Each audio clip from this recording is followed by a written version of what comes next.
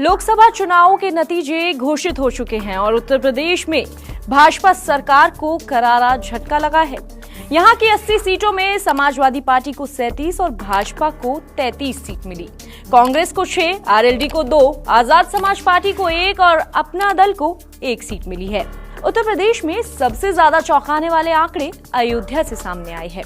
आपको बता दें, अयोध्या में समाजवादी पार्टी की जीत हुई है और बीजेपी की हार।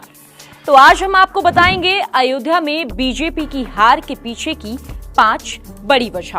नमस्कार, इंडिया टीवी देख रहे हैं आप और मैं हूं आपके साथ ऋषिभा।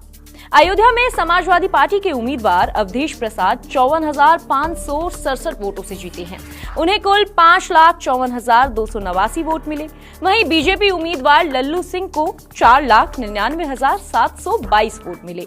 तीसरे नंबर पर बसपा के सच्चिदानंद पांडे रहे, जिन्हें 46,407 वोट मिले हैं।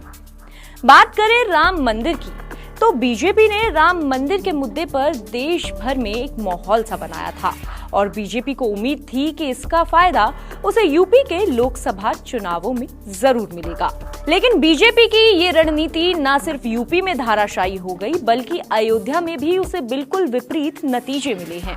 अयोध्या में पीएम मोदी गए, सीएम योगी ने भी कई दौरे किए, बड़ी बड़ी हस्तियों को बुलाया गया, लेकिन इसके बावजूद भी बीजेपी यहां से जीत हासिल नहीं कर सकी।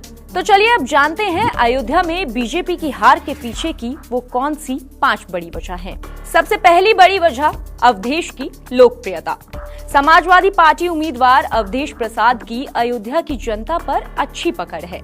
इस बात का अंदाजा ऐसे लगा सकते हैं कि वो 9 बार के विधायक और मंत्री भी रहे हैं।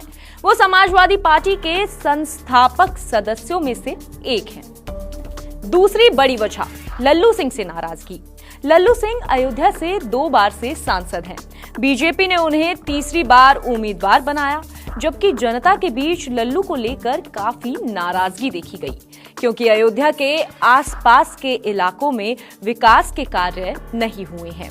सारा फोकस राम मंदिर के निर्माण पर ही रहा, जिसकी वजह से जनता के मुद्दे कहीं ना कहीं पीछे छूट गए। तीसरी बड़ी वजह राम मंदिर निर्माण के लिए घर और दुकानों को तोड़ा गया।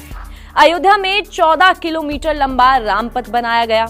इसके अलावा भक्ति पथ और राम जन्मभूमि पथ भी बनाया गया।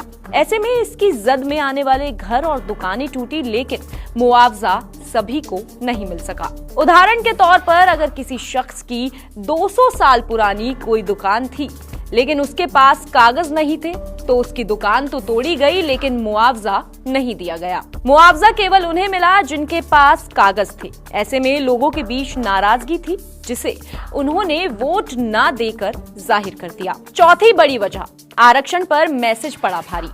अयोध्या में बीजेपी को अपने नेताओं की बयानबाजी और प्रोपेगेंडा भी भारी पड़ा है। दरअसल जनता के बीच ये मैसेज गया कि बीजेपी आरक्षण को खत्म कर देगी, संविधान को बदल देगी। ऐसे में वोटरों का एक बड़ा तबका सपा की ओर चला गया। बीजेपी की हार की 5वीं बड़ी वजह युवाओं में गुस्सा। बीजेपी को लेकर युवा वर्ग में एक गुस्सा दिखाई दिया। युवा अग्निवीर स्कीम को लेकर सरकार से सहमत नहीं दिखे। वहीं बेरोजगारी और पेपर लीक भी युवाओं के गुस्से की एक बड़ी वजह रहा है। इसी वजह से युवाओं का वोट भी अयोध्या में बीजेपी के खिलाफ रहा। तो ये थी अयोध्या में बीजेपी की हार के पीछे की 5 बड़ी वजह।